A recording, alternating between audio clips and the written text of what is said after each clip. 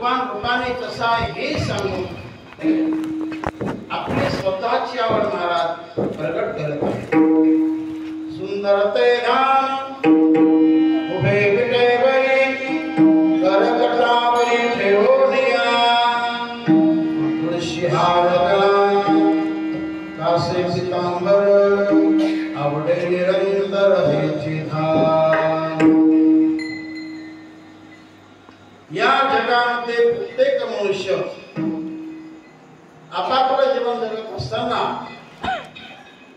काहीतरी आवड घेऊन तो जीवन जगत असतो. आवडत नाही असा मनुष्य या गावातच काय, या जिल्ह्यातच काय, या राज्यातच काय, या देशातच काय, जगामध्ये प्राप्त होणार. प्रत्येकाला काही ना काही आवड असतेच.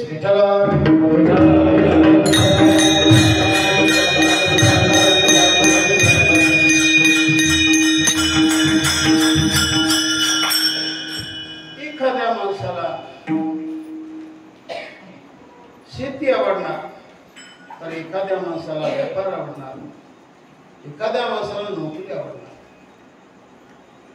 एखाद्या माणसाला नाही कीर्तन आवडणार तर त्याला तमाशा तरी आवडणार, एखाद्या माणसाला देव आवडणार नाही देव आवडणार तर त्याला देवी तरी आवडणार, नाही देवी आवडणार तर कमीत कमी त्याला घरातील तरी देवी आवडणार.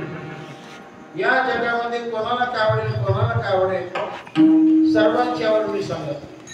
या जगामध्ये कोणाला चप्पी आवडेल तर कोणाला हिप्पी आवडेल, कोणाला नळी आवडेल तर कोणाला खाण्याची पोळी आवडेल. असे भिन्न भिन्न आवड जगामध्ये दिसून येते.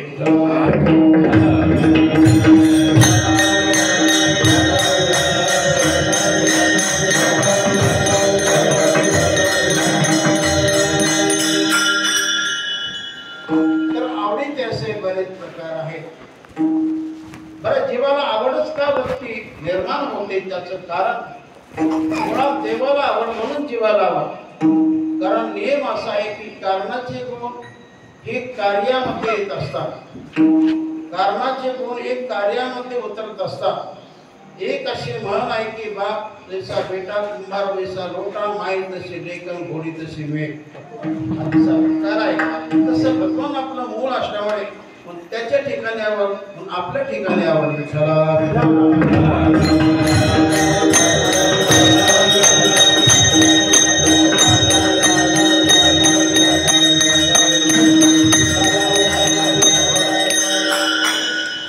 आवडीचे प्रकार जरी अनेक असते तर त्यामध्ये प्रामुख्याने दोनच प्रकार, परमार्थाची आवड आणि संसाराची आवड.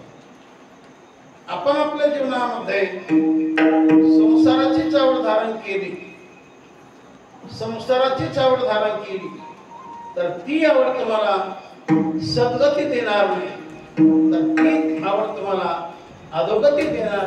पण कवा याला प्रमाण आहे का? तुकाराम मला सांगतात, धर्माया पुत्र धारा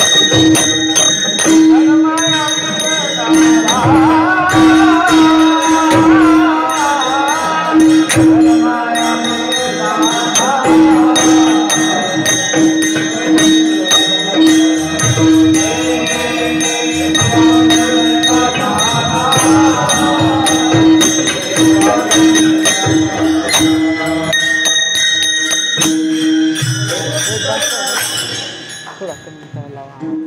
कारण हे माझा प्रमाण एखाद्या आयला गेल्याचं जास्त नाही. घे.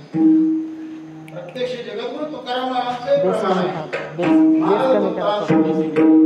धन माना पुत्र दारा समजत नाही ना. आवडील समजत. गाभारा. केवळ संसाराची आवड स्थापन केली तर ती आवड आपल्याला अनुभूतीत देणार. तुकाराम महाराजांचा एक दुसरा एक असा अभंग आहे, मोठा अभंग आहे. त्यामध्ये महाराजांनी जो झालेला संबंध पती पत्नीचा त्याचा अनुवाद महाराजांनी त्या अभंगातून केला. महाराज म्हणतात, सुखी ओळमदावी गुहा, सुखे ओळमदावी गुहा, माझे दुःख नेनावा,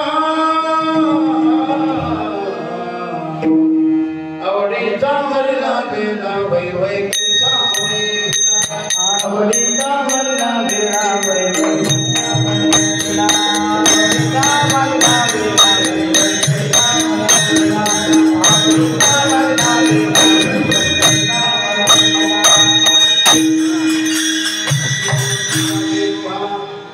माझे दुःख नेना पहा, आवडीचा मरला बेला वै वै कैसा म्हणे विना. एक पत्नी आपल्या पतिदेवाला सांगत आहे, मला फार दुःख आहे, मला फार दुःख आहे. आणि तो देखील नंदीबैल असतो. तो म्हणतो खऱ्याच अर्थाने तुला दुःख आहे, याचा अर्थ तो तिच्या आवडीने बंदिस्त झालेला असतो. आवडीचा मरला वेळा वै वै कैसा म्हणे विना. मोठा अभंग आहे. ती पत्नी कोणा सांगते, निपट मधून चाले अण्णा, निपट मधून चाले अण्णा, पायने गहू सांगातील, आवडीचा मरला आवडीचा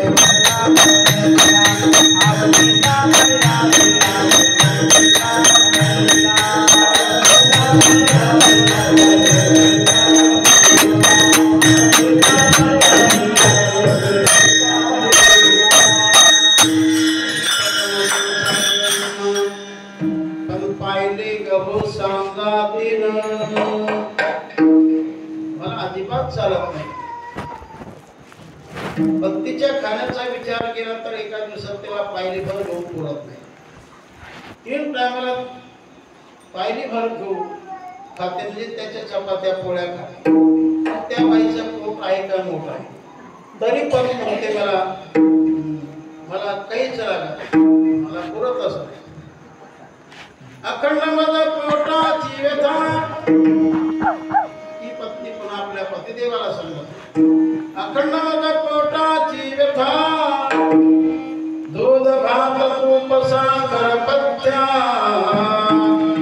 आवडीचा मरला वेळा वै वै कैसा मरला, आवडीचा मरला वेळा वै वै कैसा मरला, आवडीचा मरला वेळा वै वै कैसा मरला, आवडीचा मरला वेळा वै वै कैसा मरला. पोटाची व्यथा, दूध भात तूप साखर पथ्या.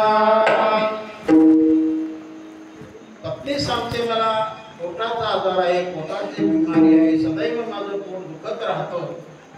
तर डॉक्टरकडे गेल्यानंतर त्यांनी सांगितलं की बाईसाहेब तुम्ही बाकी खाऊ नका, तुम्ही काय सेवन करा, दूध भात तूप साखर, एवढंच खाणे बाकी न खाणे.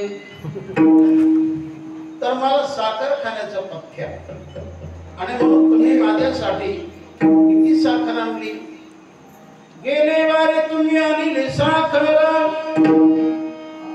गेले वारे तुम्ही आणली साखर, 7 दिवस गेली 10.5 सेर, आवडीचा मरला वेळा वै वै कैसा मरला, आवडीचा मरला वेळा वै वै कैसा मरला, आवडीचा मरला वेळा वै वै कैसा मरला, आवडीचा मरला वेळा वै वै कैसा मरला.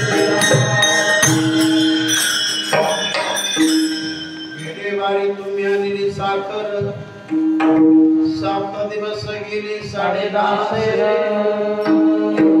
साखर खाल्ली. एवढं खाऊ नाही ती म्हणते मला काही चालत नाही खाल्ल्याशिवाय तर राहत नाही. आता सांगा ज्या ठिकाणी अशा प्रकारच्या शक्तिवर्धक वस्तू खाण्यासाठी असतील त्या बाईची तब्येत थोडीच आता कमी राहणार म्हणजे शक्तिहीन राहणार. बाई त्या खाण्यामुळे आगळ कमी झाली का बरं शरीर वाढलं त्याला तोड नाही असं शरीर झालं. काय प्रमाण हाड गळोनी आले मांस हाड गळोनी आले मांस माझे दुःख तुम्हाने नवे कैसे आवडीचा मरला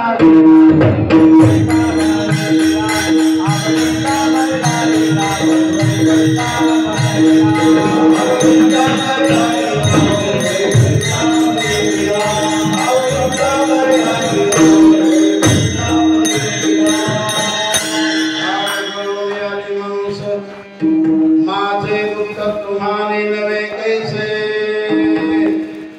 त्या खाण्याचा परिणाम असा झाला की सगळे हाड दबले आणि वर मांस आलं मांस अशी मोठ्या शरीराची ते बाई झाली. अशा त्या बाईने आपल्या पतिदेवाला जिवंतपणामध्ये गाढव केलेलं असतं. आणि शेवटी मिरांतर त्याला काय स्वर्ग प्राप्ती आहे का? स्वर्ग प्राप्ती नाही तर त्याला नरक प्राप्ती आहे. का म्हणे जिता गाढव केला का म्हणे जिता गाढव केला मेल्यावरती नरका नेला. तर हा जो परिणाम आहे हा संसाराच्या आवडीचा विठ्ठला.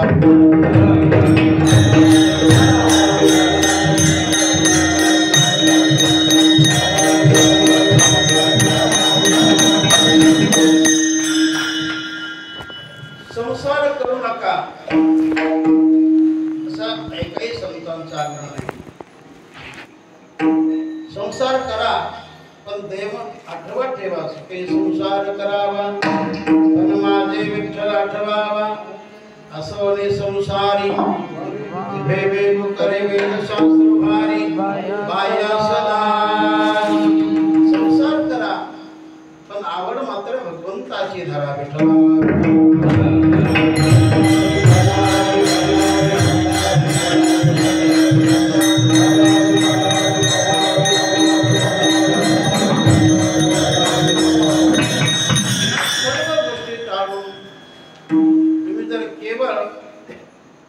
संसाराच एक लक्ष केला संसाराच्या बद्दल प्रेम धारण केलं मग मात्र तो संसार तुम्हाला सद्गती देणार नाही अधोगती देणार. संसार करत असताना तुम्ही जर आईवडिलांच्या बद्दल प्रेम केलं संतांच्या बद्दल प्रेम केलं जनांच्या बद्दल प्रेम केलं दिन दरबाराच्या बद्दल प्रेम केलं गायीच्या बद्दल प्रेम केलं सत्याचं आचरण केलं ज्या महत्वाच्या गोष्टी आहेत त्याच्याबद्दल तुम्ही आवड धारण केली प्रेम धारण केलं मग तुम्ही जर संसार केला तर तो तुम्हाला नक्कीच तुम्हाला फायदा केल्याशिवाय राहणार नाही. तो संसार विठ्ठला.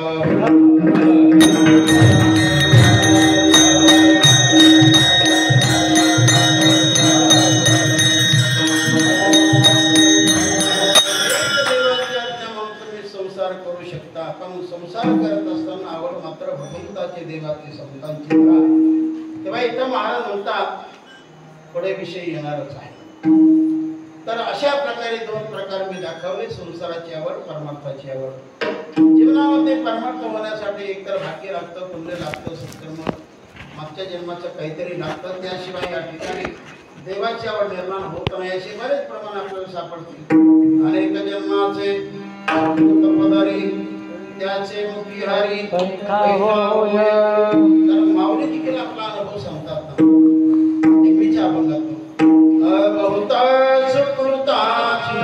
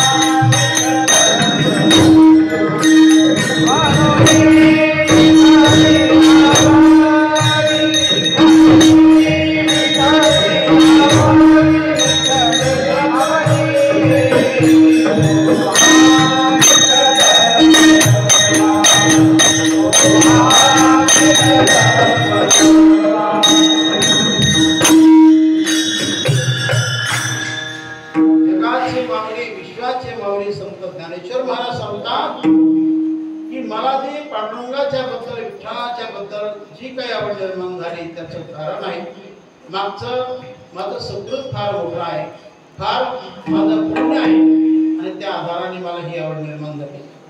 म्हणून अनेक जन्माचे सुकृत पदरी त्याचे मुखी हरी बैठा होय. आणखी प्रमाण आहे मागे बहुती जन्मी याची करिता आला बहुता पश्रमी दुःखे पडलेले येतो जातो आणि देवाचे सांगती, येतो जातो आणि देवाचे सांगती, तुका म्हणे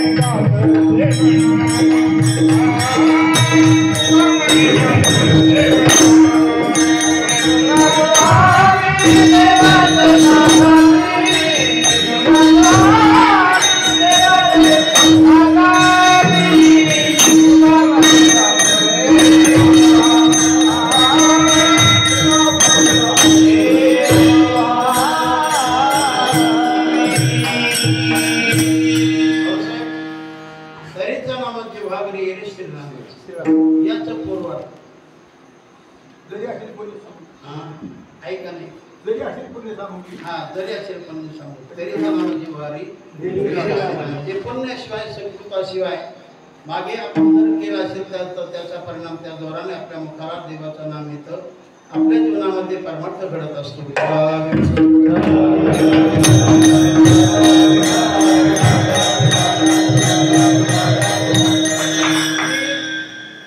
सगळं घरदार सोडून आला 2 तास हे तुमची तपश्चर्या मानावेलेलं मागचे काही सुकृत मानावं लागेल, मागचे काही पुण्य मानावं लागेल.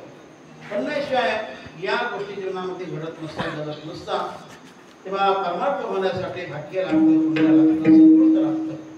तेव्हा जगद्गुरु तुकाराम महाराज सर्व जनतेला आग्रहाने सांगू लागले की बाबांनो जीवन सुंदर आहे, न प्राप्त होणारं जीवन आपण सर्वांना प्राप्त झालंय तरी आता सिद्ध करायचं, सार्थक करा.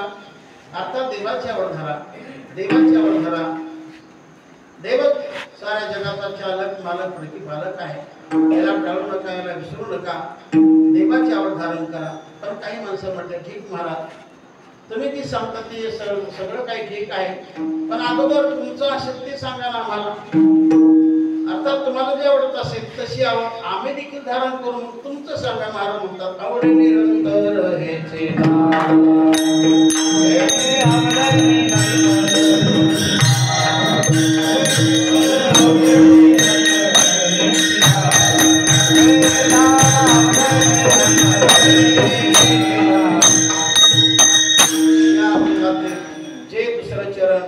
दुसऱ्या चरणातील हे उत्तरार्ध आहे की महाराज म्हणतात मला हेच ध्यान आवडतं, आवडे निरंतर हेच ध्यान. महाराज ती ध्यान आहे कसं, काळा आहे का गोरा आहे, उंच आहे का टेकूर आहे, जाडजूड आहे का पत्ता आहे तरी कसं महाराज तुमच्या चरणासमोर सुंदर ते ध्यान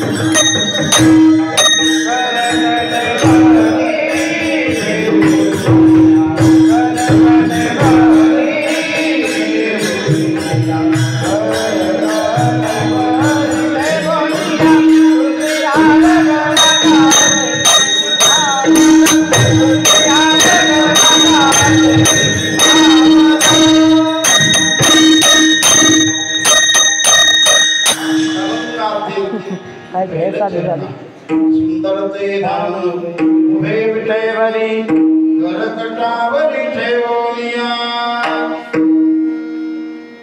तर जो सर्वांग सुंदर असा भगवान पांडुरंग परमात्मा असा हा भगवान, तर त्याची मला आवड आहे. सुंदर ते धाम उभे विठेवरी असा सर्वांग सुंदर परमात्मा, जगाचा चालक मालक परमात्मा, तो विटेवर उभा आहे, कंबरेवर हात ठेवले, कंबरेवर हात का ठेवले, विटेवर उभा का राहिला, हा विचार आपण कदाचित वेळ राहिला तर ते सांगू.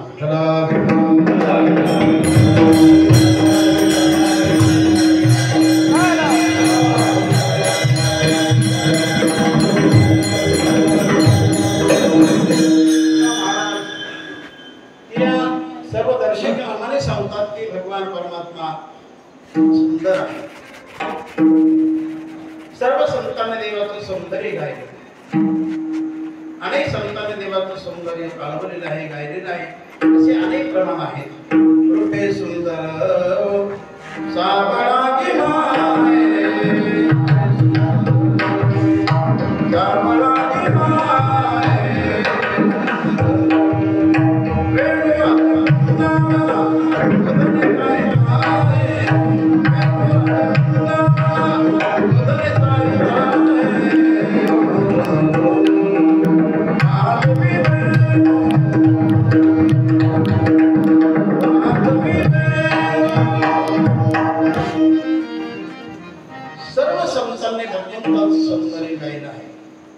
नाथ महाराज असतील, तुकाराम महाराज असतील, रामदेव महाराज असतील, देवबारा असतील, माऊली असतील, सर्व संत असतील, सर्वांनीच भगवंताचं सौंदर्य गायलेलं आहे.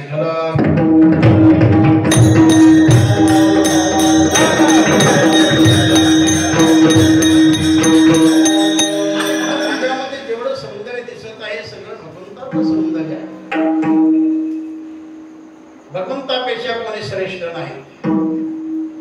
रूपाची खामध्ये भगवान परमात्मा आहे. रूपाची खान आपण लक्ष्मी म्हणतो, पण ती लक्ष्मी देखील कमी आहे. लक्ष्मी देवाच्या सौंदर्यापुढे लक्ष्मी देखील कमी पडली, फिकी पडली. नाथ महाराज होतात ना, श्रीकृष्णाच्या सौंदर्यापुढे लक्ष्मी भरोनी झाली वेळे, मदन पोटाले बापुडे, तेथे कोणी इंद्रचंद्र. लक्ष्मीच कमी आहे, तिथं बाकी चंद्र इंद्र यांचं नावच आहे. एवढा मोठा कामदेव रूपाची राशी, रूपाची खान, तो देखील फार मोठा सुंदर आहे. त्याला मोठा अभिमान होता, गर्व होता की आपण देवाला जिंकून टाकू, पण नाही शक्य झालं. शेवटी तो भगवंताच्या रूपाला फिरला, डायरेक्ट भगवंताचे पोटी पुत्र रूपाने जन्माला आला.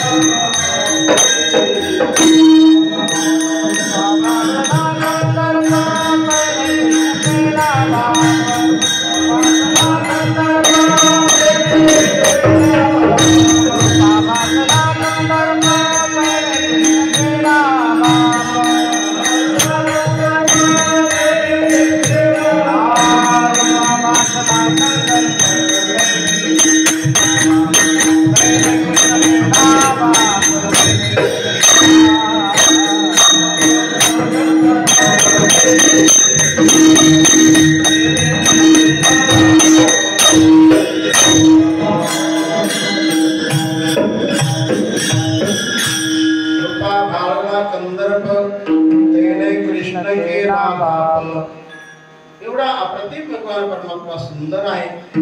तर पहिला शब्द म्हणजे सुंदर असा शब्द ठेवला. सुंदर ते ध्यान उभे विटे,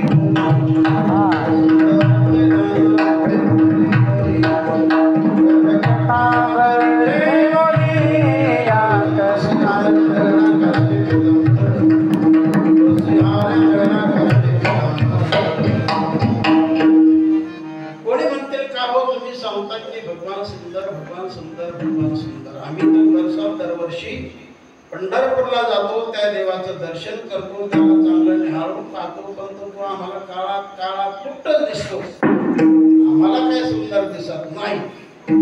हा प्रत्यक्ष आमचा अनुभव आहे. तर तुम्हाला सुंदर कसा दिसणार? कारण तुम्हाला जी दृष्टी प्राप्त आहे ती कातड्याची दृष्टी आहे, चर्मदृष्टी आहे. चर्मदृष्टीला, कातड्याच्या दृष्टीला जसा देव आहे तसा दिसत नाही. देवाला पाहण्याची दृष्टी वेगळी आहे. 3 दृष्टी आपण नेहमी ऐकतो: चर्मदृष्टी, भावदृष्टी आणि ज्ञानदृष्टी. चर्मदृष्टीने हे सगळं जगत दिसतं, भगवान दिसत. भावदृष्टी असेल तुमची खास तर तुम्हाला सगळं साकार परमात्म्याचं दर्शन होणार. आणि खरं तुमचं ज्ञान असेल तर ज्ञान दृष्टी चराचरी भगवान प्रतीला येणार.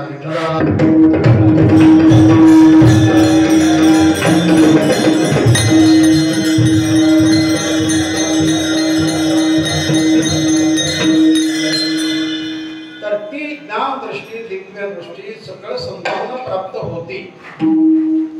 आणि म्हणून सर्व संतांना त्यांच्या तपबलाने, ज्ञान बलाने भगवान दिसत होता, भगवान त्यांच्याशी बोलत होता. नामदेव महाराज भगवान खाणंपिणंही करत होता, त्यांच्या घरीही जात होता. तेवढा अधिकार आहे त्यांचा. आपल्या चष्मेने संतांकडे पाहू नका. आलं लक्षात? आपण फार अलीकडे आहोत, अजून आपला प्रवासच सुरू नाही, तर देव तर लांबच आहे. विठ्ठला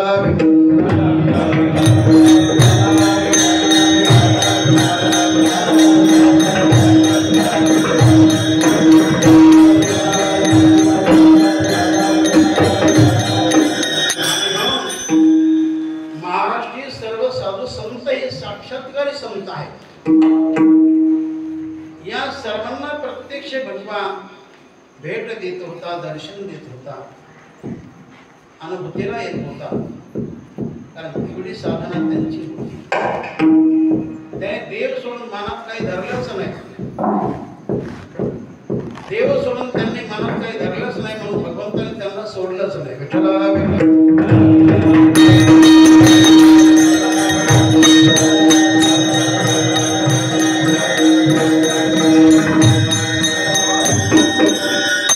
असा सर्वांग सुंदर परमात्मा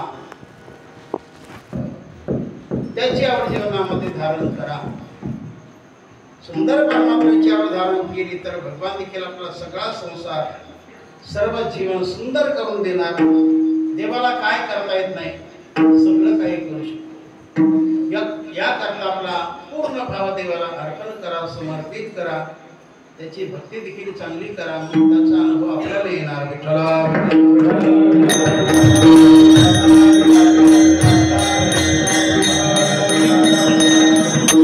देवाला पाहण्याची दृष्टी म्हणजे दिव्य दृष्टी, ज्ञान दृष्टी.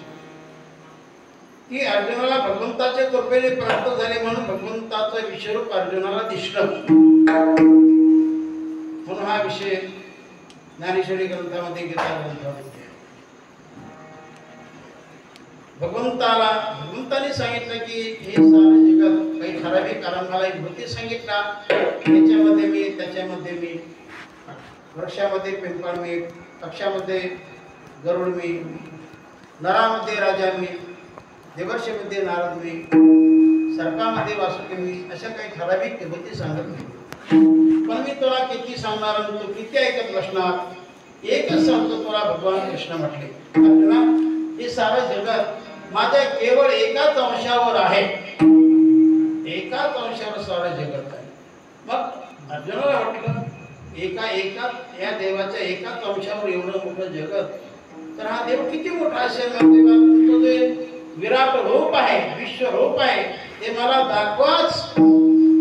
आणि भगवान कृष्ण देखील म्हटले मग पहाच, पश्य मे पार्थ रूपाने. भगवंताने लगेच प्रगटच केलं. का केलं? तेवढ्या आवडीचा तो भक्त होताच. तसा जगात दुसरा कोणी नव्हता.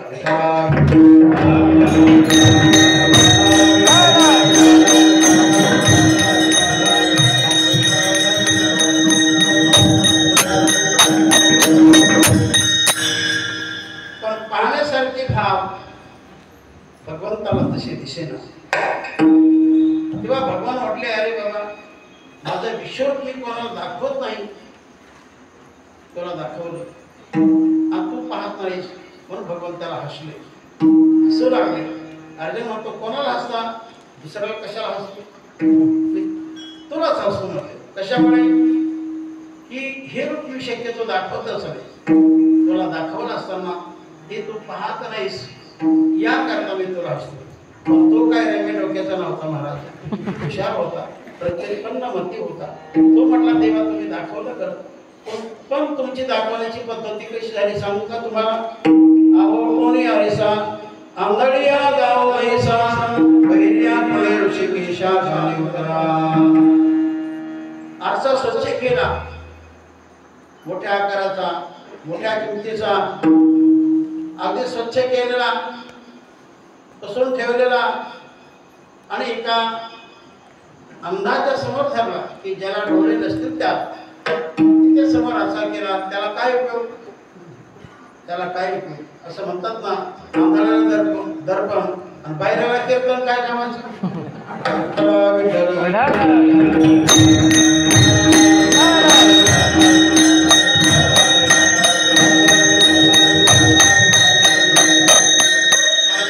दर्पणाचा उपयोग अंध माणसाला होऊ शकत नाहीच सकारात्मक. किंवा बहिर्या पुढे ऋषिकेशा गाणी करा. बहिरा मनुष्य आहे, त्याच्या समोर किती जरी सुंदर गाणं गायलं त्याला काय फायदा? त्याला काय उपयोग आहे? एका ठिकाणी गायकांची मैफल आहे, भजन ठेवलं, श्रीमंत माणूस, अनेक गायक आले, आळेपाळीने गायन करू लागले, ताना घेऊ लागले, आलापावर आलाप मारू लागले, अगदी सांगोपांग गायन ते करू लागले. सर्व माणसं मला बोलू लागले, तल्लीन होऊन गेले अगदी. पण त्यामध्ये एक बसलेला माणूस शेजारी म्हणतो, का हो तुझी बहिरी देखील झाली आणि गायनाची सांगता झाली. तर तो मनुष्य म्हणतो, का हो गायन कधी सोडवणार, मग आतापर्यंत काय केलं? एकंदर तो होता बहिरा. बहिऱ्या माणसाला किती सुंदर गायन करा, त्या गायनाचा उपयोग बहिऱ्या होत नसतो. बहिऱ्या माणसाचं वेगळं असतं. त्यांना जर एक म्हटलं तर त्यांना दुसरं तिसरं चौथं काहीतरी ऐकलं. एका माणसाला ते जरा वेळ झालेलं होतं त्यांचं. त्यांना म्हटलं, बाबा तुम्हाला मुलं बाळ किती? म्हटले, महाराज आम्ही रताळ उकडून खातो. म्हणजे याचा काहीच कार्यक्रम संबंध. एक असा बहिरा, तर त्याला सासऱ्याचं पत्र आलं. तर त्या पत्रामध्ये असा मजकूर होता की आमच्याकडे अमक्या दिवशी अमक्या तारखेला जेवणाचा प्रोग्राम आहे, याकरता अनेक उपस्थित राहणार आहेत, तशी आपली उपस्थिती असावी, आपण आलंच पाहिजे. आणि मग ते पत्र त्या मुलाने आपल्या मातोश्रीला दाखवलं. आई हुशार होती, ती म्हटले, हे बाळू तू जा, तुला आग्रह फार केलाय तर जा, पण तिथं लक्षात धर, कोणीतरी तुला विचारलं तर त्यांना एकदा हो म्हण, एकदा नाही म्हण. एकदा हो म्हणायचं, एकदा नाही म्हणायचं. गेला सासरवाडीला. गेल्याबरोबर त्या लोकांनी विचारलं, का हो आले का? म्हटले हो. बरं आमच्या मुलीला आणलं नाही? म्हटले नाही. म्हटले आजारी आहे का? म्हणे हो. बरं त्याला का औषध पाणी वगैरे दिलं का नाही? म्हणले नाही. बरं आम्ही त्याला भेटायला जाऊ का? म्हणले हो. बरं आम्ही जाईपर्यंत जगेल का? म्हणले नाही. असं विचित्र का?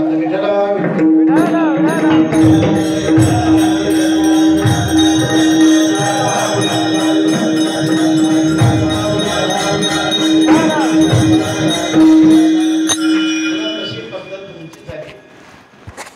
मी अधिकारहीन आहे, मी दृष्टीहीन आहे, मला दिव्य दृष्टी नाही, ज्ञान दृष्टी नाही.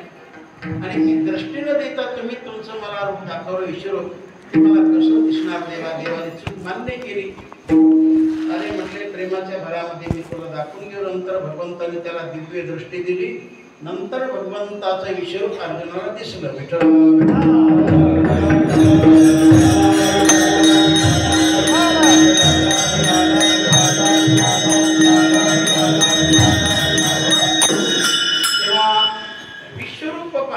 करण्यासाठी त्याकरता दिव्य दृष्टीच लागते, ज्ञान दृष्टीच लागते, प्रत्यक्ष भगवान पाहण्यासाठी भाव दृष्टी लागते आणि जगत दिसण्यासाठी चर्म दृष्टी लागते. विठ्ठला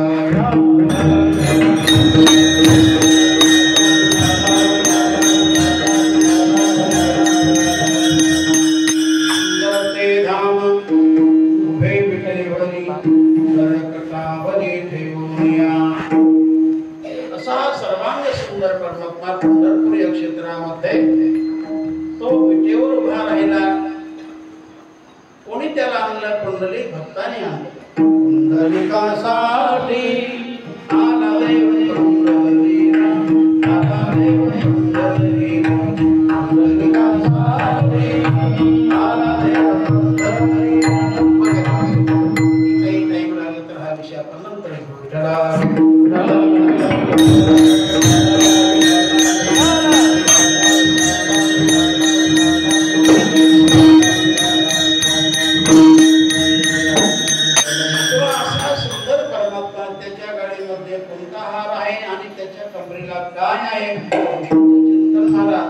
अभंगाच्या दुसऱ्या चरणात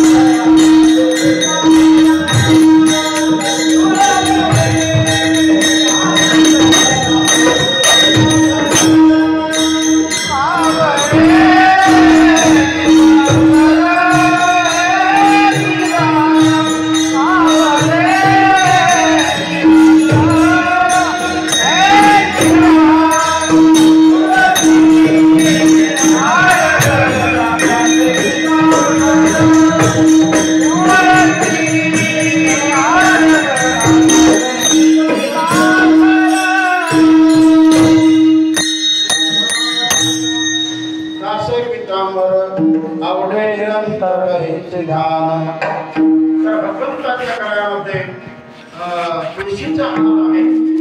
बरं, तुळशीचाच हार का? तर तुळशीचा हार भगवंताला फार आवडतो. मला देवाला तुळस आवडते आणि म्हणून आपल्याला तुळस आवडावी. कमीत कमी त्या काष्टाची माळा आपल्या गळ्यामध्ये धारण करावी. तुळशी काष्टाची माळा गळा घालावी निर्मळा, होताई प्रतिष्ठान सकळ तीर्थांचे मार्जन. तुळशीमध्ये फार मोठी शक्ती आहे आणि म्हणून सर्वांनी तुळशीची माळा गळ्यामध्ये धारण करा. तपस्वी महाराज, नामधारक महाराज असे भक्ती करणारे, आचरण करणारे अशा गुरुदेवाकडून तुम्ही मंत्र दीक्षा घ्या, अर्थात माळा धारण करा आणि त्यांनी उपदेश केला त्याचं परिपालन करा, नाम जप करा, असे जीवन जगा. तसं राहू नका, गुरु केल्याविना राहू नका.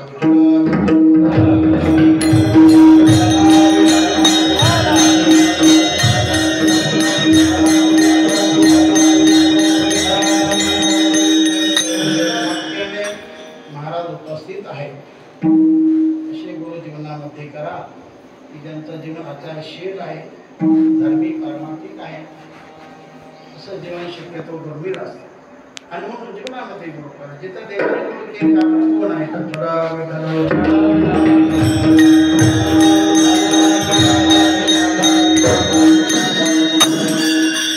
सामान्य नाही, एक देवाची फार मोठी शक्ती देखील आहे. आणि म्हणून तुळशीची सेवा करा, तिचं रोपट आपल्या दारी लावा. लवंगनी तुळस हरिपातकाचा नाश,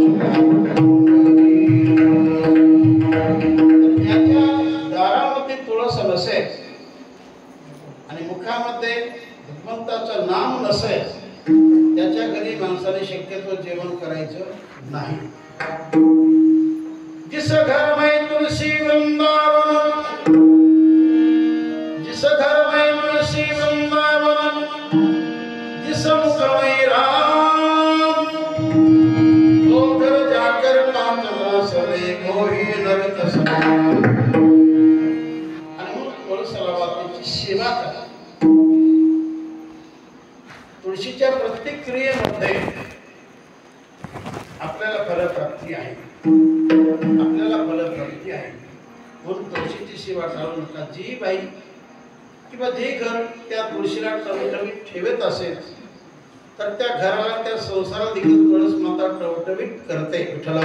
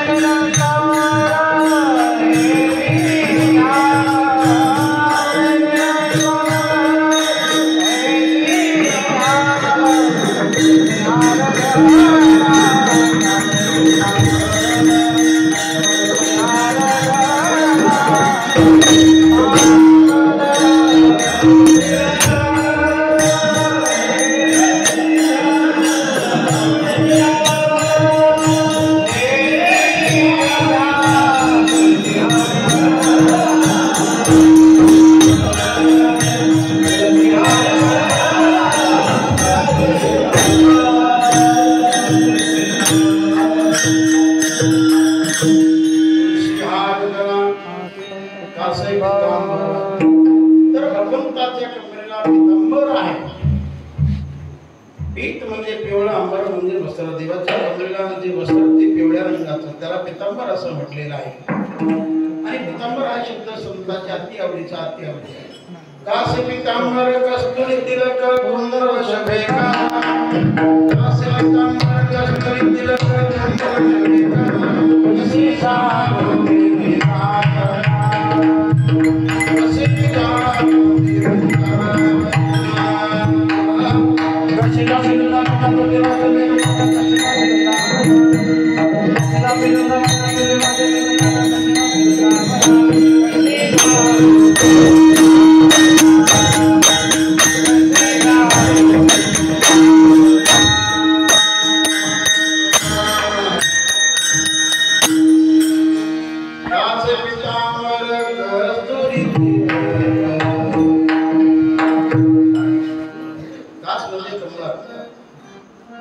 तेव्हा देवाच्या कमरेला वेगळ्या रंगाचा वस्त्र आहे, त्याला पितांबर असं म्हणतात. समाचरण सुंदर कासयाला पितांबर, समाचरण सुंदर कासयाला पितांबर,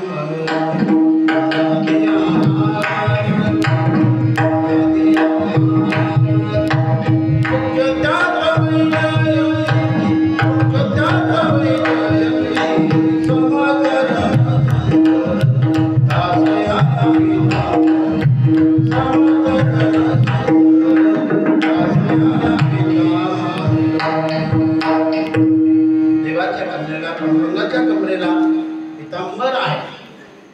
तुळशी हार गळा, कासे पितांबर, आवडे निरंतर असं जे नाम, अर्थात असं जे स्वरूप आहे, असं जे रूप आहे ते मला फार आवडतं. ध्यान शब्द देखील संतांच्या आवडीचा. ध्यान शब्दाचा अर्थ स्वरूप असा होतो. भगवान रूपाने स्वरूपाने अगदी देखणारे सुंदर आहे. राहू आता हे चिदान बऱ्याच ठिकाणी ध्यान शिकतात. तुका म्हणे नेत्री केली ओळखण किंवा नाथमानाचा एक चार मोठा अभंग फार म्हणजे चार चरणात सुंदर ते ध्यान येऊनी माती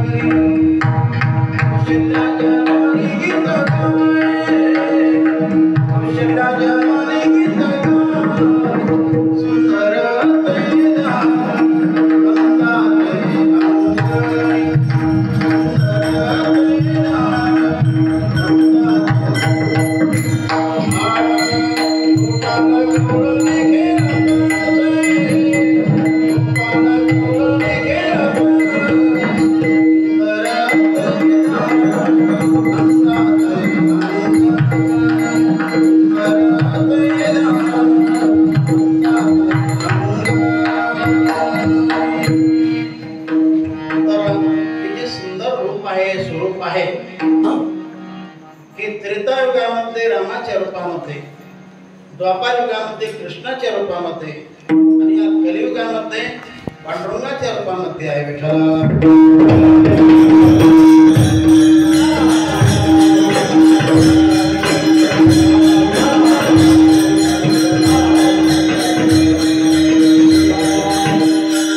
आणखी काही सुंदर वर्णन केलं की भगवंताच्या कानामध्ये कोणते कुंडल आहेत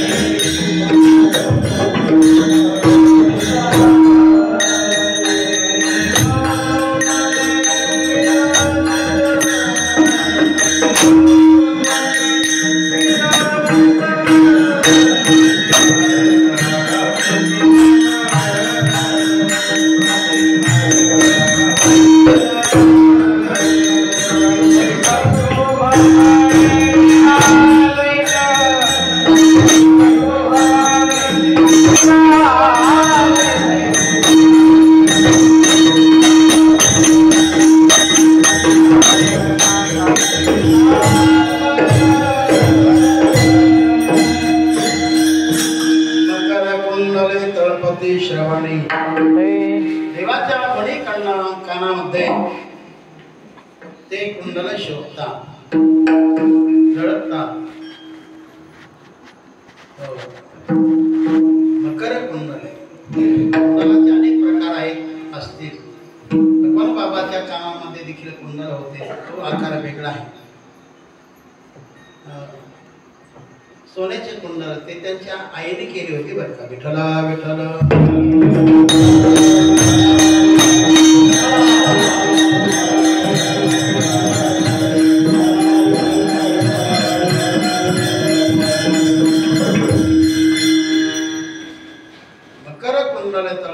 देवाच्या कानामध्ये जे कुंडल आहेत त्याचा आकार माशाच्या आकारासारखा आपण नेहमी पाहतो फोटोमध्ये पाहतो. त्याचा आकार माशाच्या आकारासारखा. मकर कुंडले तळपती श्रवणी श्रवण का देवाच्या दोन्ही कानामध्ये जे कुंडल कंठेकर सुमने विराजित. कंठामध्ये अलौकिक असं मणी आहे की त्याचं नाव कोणतं मणी. जगामध्ये अनेक आहेत. शमंतक मणी, चिंतामणी, दृष्टमणी, कंठी धरेला कृष्णमणी, मृदंगमणी. प्रवीण महाराज हे मृदंगमणी. असं मणी अनेक आहेत. आणि आपल्याला ज्याचं नाव घ्यायचं ज्याचं वर्णन करायचं तो कौस्तुभ नावाचा मणी आहे. तो भगवंताने आपल्या कंठामध्ये धारण केला.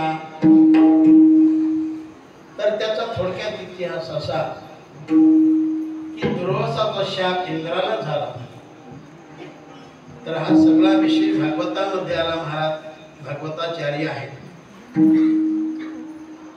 आणि मग स्वर्गीय सर्व संपत्ती समुद्रात गडप झाली, बुडून गेली. तर सर्व देव खिन्न झाले, उदास झाले आणि भगवान विष्णूकडे शरण गेले. तर भगवंताने त्यांना मार्गदर्शन केलं की तुमची संपत्ती तुम्हाला प्राप्त होईल, पण असं जर केलं तर, समुद्राचं मंथन केलं तर सगळी संपत्ती मिळेल. आणि इतरही मार्गदर्शन केलं. याकरता रवी कोणतीला गेल तर मंदार पर्वताची रवी करा, वासुकी सर्पाचा दोर करा आणि दैत्य लोकांचं सहकार्य घ्या. जर असं केलं तर तुमची संपत्ती मिळेल. आणि म्हणून प्रथम देव दैत्याकडे गेले आणि त्यांना ही गोष्ट लक्षात आणून दिली की आपली संपत्ती समुद्रामध्ये बुडून गेली, तर ती बळ काढायची आहे. करता तुम्ही आम्हाला सहकार्य करा. संपत्ती निघाली तर तुम्हाला काही आम्हाला काही. त्यांना आम्हीच दाखवलं. शेवटी दैत्य खुश झाले. सर्वजण एकत्रित आले. मंदार पर्वत उचलला. एक शक्तीने सर्वांनी तो पर्वत उचलला, समुद्रामध्ये टाकला. तो लगेच खाली तळाला जाऊ लागला. समुद्र किती खोल त्याचा अंतच नाही. शेवटी भगवंताने अवतार धारण केला. देवाचं कार्य सिद्ध करण्यासाठी भगवंताने कुर्माचा अवतार धारण केला. भगवान कुर्म झाले, कासव झाले. अख्खा पर्वत पाठीवरती धारण केला. नंतर त्याला वासुकीचा दोर लावला.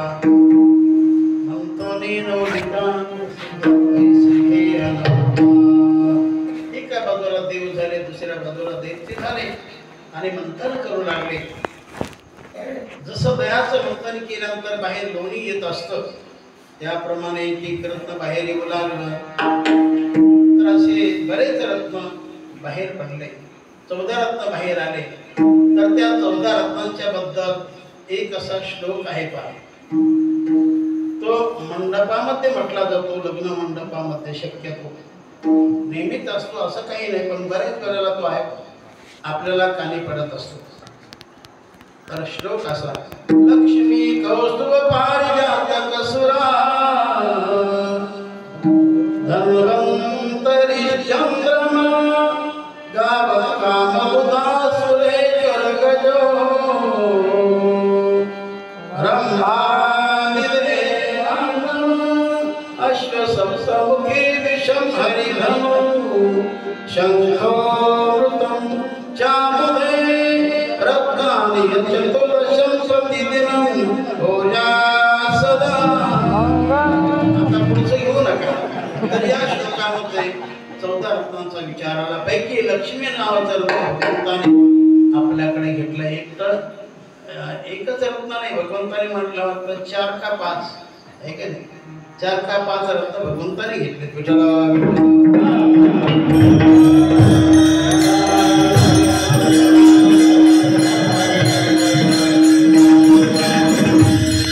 मकर कुंडले तलपती श्रवणी कंठी कौस्तुभाने विराजितम कुटुंबाचा कोटेश्वर्याचा धल्लार आणि कौस्तुभ निर्मला शोभे कंठी. असं सर्व काही सांगोपांग वर्णन महाराजांनी केलं. तर एक वर्षी म्हटलं, महाराज मी फारच मनपूर्वक अगदी सांगोपांग देवाचं भगवंताचं वर्णन केलं, पण एवढं वर्णन करण्यातून त्याच्याशी तुमचा काय संबंध? तर तो संबंध महाराज अभंगाच्या शेवटी देतो.